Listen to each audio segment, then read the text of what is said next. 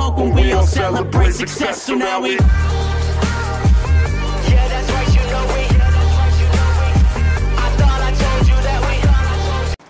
Hey everyone, so as you can see, she's back up in the air again. Quite a bit of work happening. I've started installing the wiring harness. I say started because I've still got a long way to go. Slowly checking everything out. Luckily it had intact fuel sender wiring harness with the clip. I was worried about that. This here is for the handbrakes. When this is fixed, this can all work here directly. So at the back here we've got both tail lights. On this side we've got the water reservoir bottle, the power jack for the pump, and then the speakers. Let me just go to the back here and show you. Sorry guys, I'm not nursing a massive head cold, so I might grunt a little bit in the video. So this is for the motor on the water bottle that sits here at the back for the rear sprayer jets, and this is the rear speaker wire, that little 8-inch, no, it's a 4-inch oval shaped speaker that sits on the parcel shelf here. This side, jumping the gun here. So in the middle, these are for the number plate lights which go in here. I still need to try and source those, but it's good that they're here because otherwise you've got to run it all the way. It's all just splice in here, I guess. There's a common earth. I don't think it goes here. I think it actually will end up there, but I mean this is fine for now. And you got the speaker wire on this side. Don't know why it's spliced, but either way, I'll test that at some point when we're closer there. There's been some dodgy joins and some dodgy cable work back here, so it's just something to be aware of. There might have been the donor vehicle might have had a tracking. It actually did. It did have a tracking. This might be part of the antenna.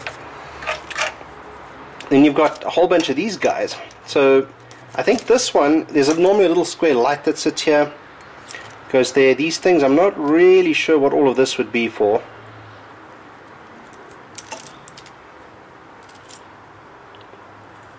This kind of makes me think this thing had a factory fit shuttle.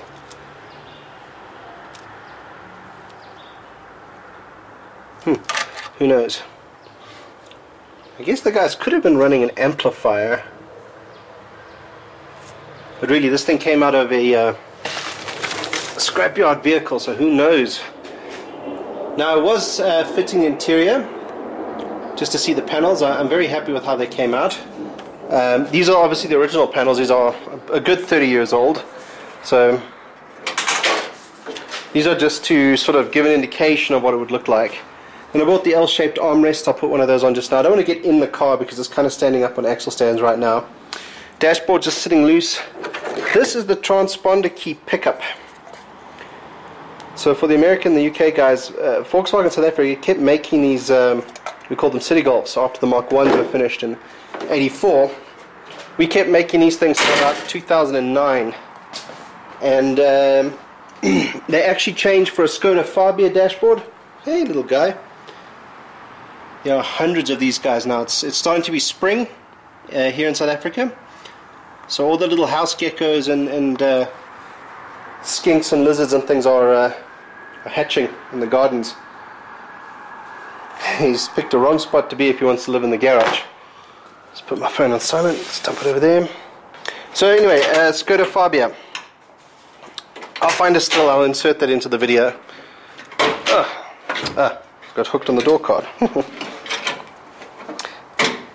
So yeah, I was never really a fan of that in a City Golf or a Mark 1 shaped vehicle. It just looked a little bit too modern. Oh boy, this thing's fighting me. Hold on a second, guys. Okay, now that embarrassment is over, let's get back here into the dash. No, sorry, into the wiring anyway. So this is what the new fuse box looks like. This is part of the tracking unit. We're going to have to remove this. I don't want this thing to cause me any grief. I think this is the signal antenna. There was something else in here that I thought was quite interesting. So yeah, we got the transponder code pickup. Now, the new cars came with transponder keys, and I do have a set for this vehicle. there's no computer box to speak of. This came from modernlearners.com. I doubt I'd be able to get the oh, this is for the fan. Excellent. I doubt I'd be able to get the transponder set up and the security thing working. Now, a mate of mine is going to come and help me with this wiring. I'd be able to ask him. That would be quite handy, because when I go to insure the vehicle I can say factory fit alarm system, which is technically true, although the factory didn't fit it, given that this thing is a complete rebuild. So yeah, I went ahead and I bought new bonnet and slam tray catches. There's a bit of a story here. So these things, for whatever reason, are for a left-hand drive vehicle. So these things are actually backwards. So what that means is, sorry for the rapid change of camera angle, all of this here, I need to take this, drill these rivets out, flip this thing around, so the cable for the bonnet feed, it'll run through a little hole in the firewall that's over here somewhere. Oh, and the grommet's still there, excellent. So I'd run the cable through, along these little hookies, underneath, through this eyelet, through that eyelet, and then sort of cable this up here, so that when I pull the handle inside, it opens. But yeah, so I've riveted that in. I was very proud of myself. It was working perfectly, because this is the angle it's supposed to be. So now when I flip the sucker around so that the cable works, this guy is now going to be backwards. So it means instead of, when I pop the latch, come to the front, normally you would just push on the front here to open. When this thing is flipped around, I'm going to need to pull it back. So I was trying to convince myself that this was a problem. But I actually think I'm going to leave it that way. So I'll know to reach in and just pull it back instead of pushing forward.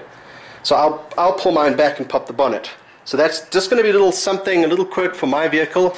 I was trying to figure out if I could flip this guy around. It looks like this is a universal shaped piece, so I probably could. I just need to figure out how to get this pin out, this locking pin.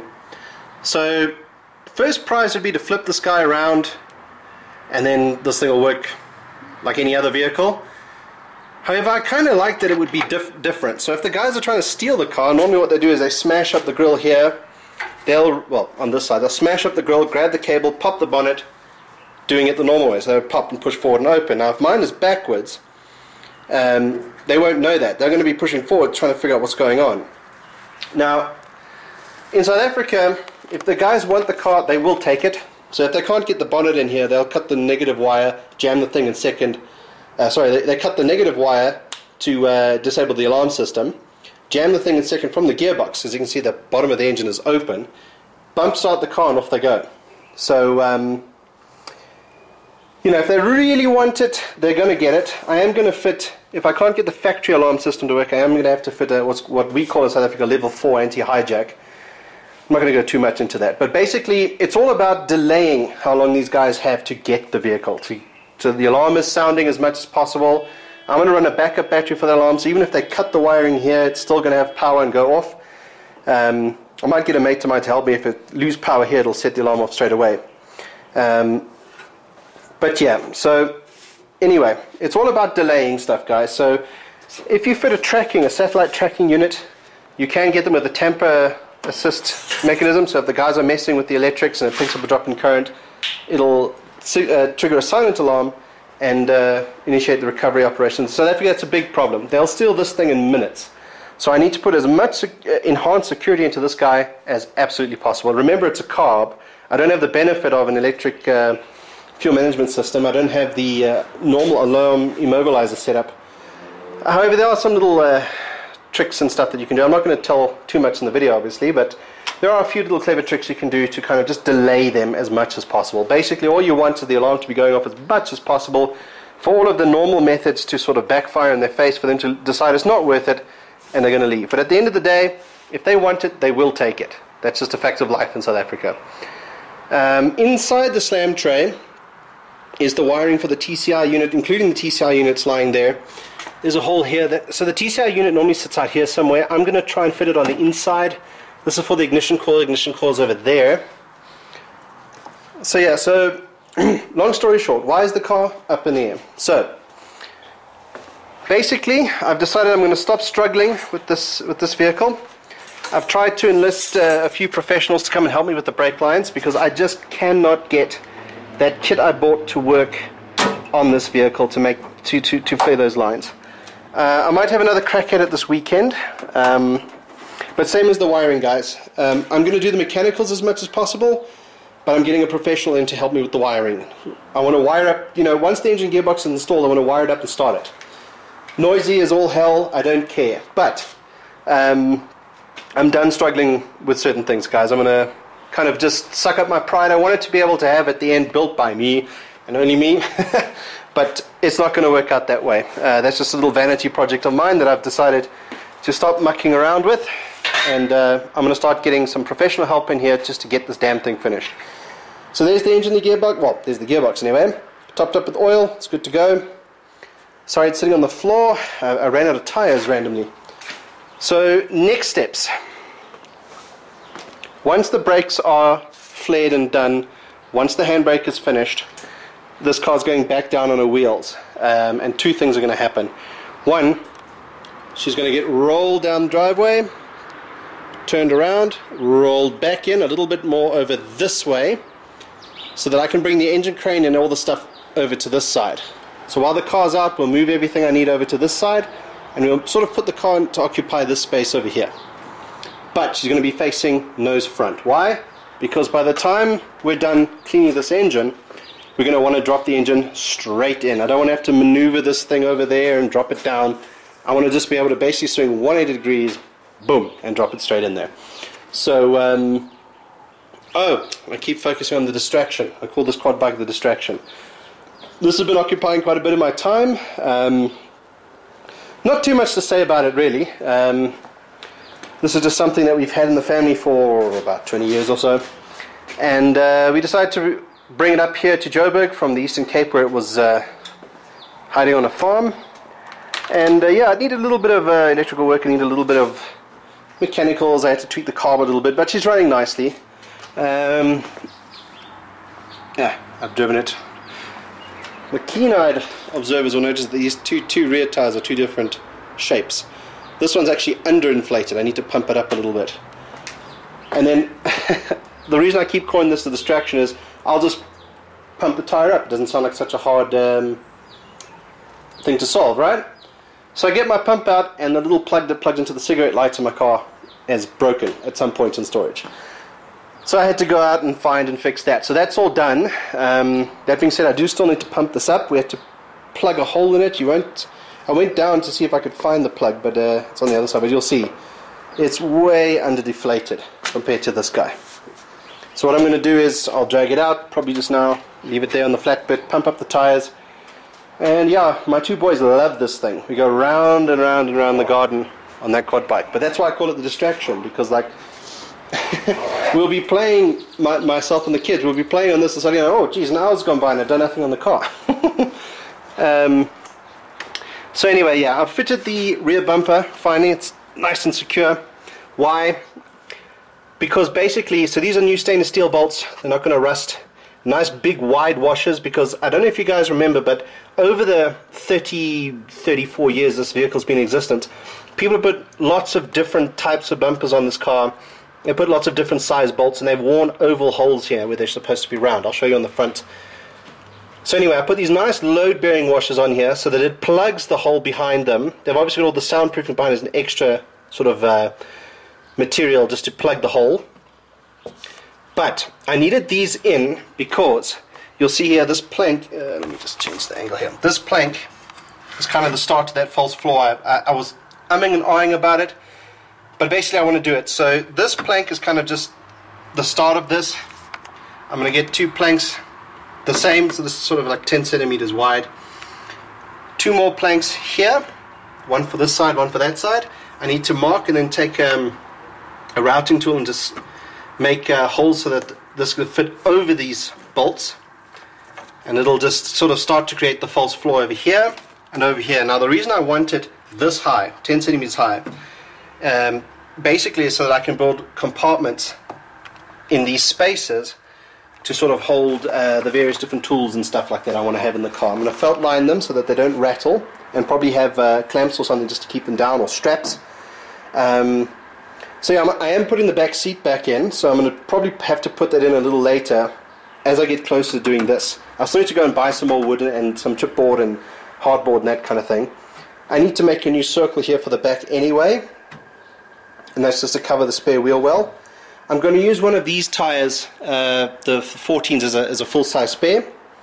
And you remember I have that amplifier which is going to go under the passenger seat. Now I have seen a really nice Philips, was it Philips or Sony? I think it's a Philips. It's like a bass, what do they call it, like a bass, not a bass tube, but a bass speaker that fits inside the wheel well. So if this thing is standing up 10 centimeters higher, and I obviously have to build this in, I might get a sound shop to sort of sort that bit out, but basically that'll fit with the base of the speaker sitting inside the spare wheel. And now, the reason I wanted to build these compartments is I can't have, like, the wheel jack will just go here, that's no problem. They'll stand over there. Then the wheel spanner and that kind of, and a few other little odds and sods that I'll have in these compartments to sort of free up space here, so I can have the full-size spare, all the required tools I need to change it, so the wheel jack and the spanner and all the rest of it. But then also I'll have a decent sound system in here. That'll come much, much later, obviously. Yeah, I had to dig out holes for the rear seat belts now that I'm putting them back. So yeah, guys, so like, we'll get the car running, we'll get the car roadworthy and licensed and back on the road, and couple of shakedown cruises. There's probably going to be quite a few different things to fix. I'm actually looking forward to that. I can't wait to be able to drive this damn thing. That's kind of why we're starting to push. You see, I've started taking the rubbers off, dumped everything in there. There's sections of the old original 30-year-old wiring harness. I'm holding on to all of that stuff until this car is running with the new stuff. So yeah, that's kind of why we started that. Brake lines, the car's up in the air. I'm just waiting for someone to come and give me a quote. And literally all we need to figure out is these two things here. Plug that in, the brakes hardware wise is pretty much done. I'm lying to you. I still need to wire up this guy so he can cut that brake line. I've got it over there, and those two, and then we're good to go. I'm going to use this old stuff in the beginning till the car is drivable, and then I'll take it somewhere under its own power and get those sort of replaced with nice new stuff. I do have these brake lines, but these are too long. I think these came out of a Caddy Bucky, not a City Golf. So yeah, I'm going to try just a little bit more, but I mean, basically what I would do is I would install these and end up with surplus wiring, surplus hardline anyway, that I would still have to trim down to fit onto those suppression filters. So I might as well, the stuff is in there already. If I can't get someone to come here, I'm going to have to take these lines out and just get somebody else to do it for me. I'm just waiting, like I say, for a guy to sort of make up his mind and give me a quote.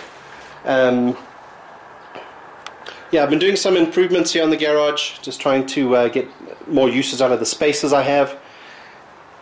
There's quite a lot of stuff on the house that needs to come down. But yeah, we're slowly getting there, guys. This is an old UPS battery I'm busy refurbishing. I have a feeling this is going to be a dead battery though. So this little thing is busy doing a desulfication, so it's basically just breaking up the sulfur that's built up on the cells, but this thing had no fluid in it. It was bone dry. So I've dumped about 4 liters in there, and I've left it for 2 days. And it's finally, I mean, before it was sitting on save, and then 0.2 amps. Now it's actually pulsing at 0.8, which means it's the desulfating part of the test. And this test light has come on for the very first time. And it was on charge this morning. So I'm just going to leave it till the weekend. It's Tuesday today here in South Africa. Let's just see, maybe I get lucky. That's about 2,500 Rand, that battery. So if I can get out of having to replace it by desulfating and kind of saving it, this little Optimate 4 has been brilliant in the sense that it saved this battery. It sorted out the Cabrio's battery and one other. Just by leaving, I think when the Cabrio's sorted out the battery, that's the original battery from this vehicle when I bought it. So yeah, look, let's see if I get lucky. And then there's the top of there's the UPS inverter, and here's the battery box. If I can get this thing to charge up, I can put the whole thing back together and shove it back in the office upstairs. So we are gaining lots of space all around here. I've got some more shelves to put up. But yeah, I'm gearing this garage up now. I need to get this engine up on the stand. I want to cut more thread into these back bolts here. So once this thing's up here, what's going on, dogs? We'll cut up the thread so that I can mount the thing transversely, and that'll aid me putting in the engine. So the engine will be sitting here and the gearbox over there, kind of thing. So instead of mounting the thing on the clutch like it normally would, so normally it would mount here. This is the mount from the stand. Normally it would mount here, but then you don't get access to the clutch. So you can do the rest of the engine, which is great. I need to do that. Obviously when I'm cleaning it up for paint and all the rest of it. And then while it's up on the stand, I'll cut the thread, flip it over onto its side, and then mount this guy here on the back. And then I can sort of finish up this area, put on the clutch and flywheel gearbox, and then basically we're good to go into the vehicle. So I really hope I'm going to get a chance to do that this weekend. I won't be able to do all of that, but I'm going to be able to get a very good start on that. But yeah, if this guy can hurry up and make up his mind about the brakes, we can probably be done with that in about 2 hours, if not less. Because, like I say, that tool I bought just doesn't seem to work. And I hate buying tools that I have to modify in order for them to do the job that they're meant to do. So that's why I just thought, stuff it. I'll just get a professional in here and get some help. One of the things I did notice is when I painted the calipers and the hubs, I didn't paint these sections. So there's a bit of surface rust forming here. So I just sprayed them with some tool in the can just to inhibit the rust. I'll give those a clean up. I'll probably have to take the discs off, give those a clean up, and then paint them. High heat enamel again, and then these guys have got some surface rust. All this years of standing has got surface rust. So I'll paint those black as well. Also high heat. But yeah, the wheels will basically go back on when the brakes are done. So she's going to be up in the air for a little while. And that's kind of where we are, guys. It's a little bit of progress, and in some cases not. But like I say, it's getting warmer in the evening. It's easier to work on the car at night now. I mean, Saturday I was in here till about 11. Barely had to use the heater. I think I mentioned in my last video I've got a plan for this heater, but I'm going to take it off the, to run the cabling to there, but I can't run the cabling directly over it because that thing pumps out quite a bit of heat, and I'm worried it's going to melt the sheath of this cable. This is the cable I made for the heater, so I might need to get like a conduit or something. Would look neat if I could run it just straight over there, but I might have to put something over that section, metal conduit, so that it doesn't melt that cabling. Yeah, it seemed like a good idea at the time. Then when I was looking, I was like, nope. I don't want to have a fire in here.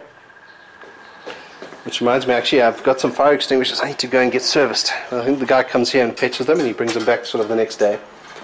Yeah, I've still got to fix these guys. I've recently bought a 3D printer. I'm probably going to assemble that on Friday night, if not Thursday night, because I want to try and start 3D printing bits I'm missing for this vehicle, small little bits and pieces. But that'll be when it's working. I've got a couple of designs I want to play with, but that thing still needs to be assembled, and I need to start actually printing with it. But I think that's it for now, guys. Like I say, in some instances we've moved forward, in others not so much. But it did, when the interior was in, I was kind of motivated to push on. I was starting to lose... anyone who's been in a project this long will tell you, eventually you get really, really just tired of it, and you just want to get rid of the vehicle. So let me put this in and just give you guys an idea of what...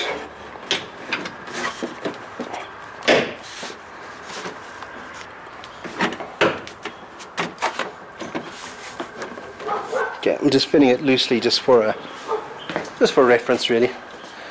I'm hoping the upholsterer can match these up. Similar kind of stitch pattern. That looks really good, yeah? And then, let me just find this thing here for you. This is the passenger side, driver's side, passenger side. So, these are the armrests I'm talking about. So they kind of fit like that against the door. I preferred these. My vehicle came with sort of a half armrest, which if I had to go that route, fine, but these are my first choice always in City Golfs and Mark 1s. Kind of the later ones, 74 to about 82 I think had the smaller ones, and everything from 84 onwards had the bigger ones like those ones. Yeah, I'm hoping that a few solid weekends, work after work in the evenings, we'll hopefully get this thing going again.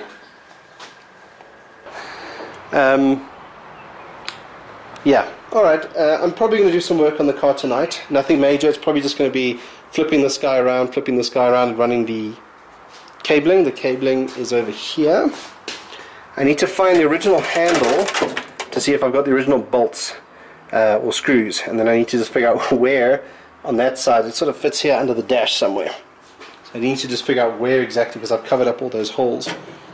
But yeah, if I can get this car running under its own power, and I can get this thing driving just around the garden like I used to, up and down the driveway, maybe around the block, we can work out quite a lot of bugs here.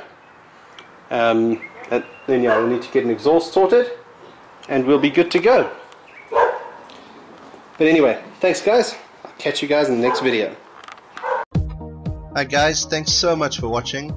If you want to see more and be kept up to date, please follow me on Twitter, Instagram, and subscribe to my channel.